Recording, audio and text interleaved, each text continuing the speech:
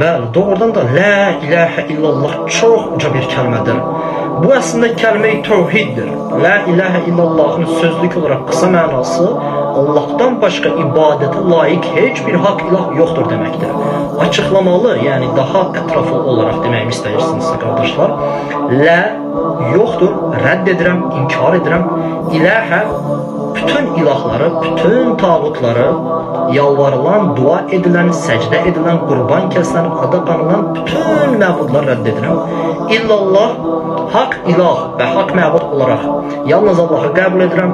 Allah'tan başqası üçün qurban kəsilməz, dua edilməz, səcdə edilməz, yalvarılmaz, adaq anılmaz, mədəd istənilməz, sığınılmaz deyirəm və bunun dışında başqa ibadətləri də ondan başqası üçün etmirəm.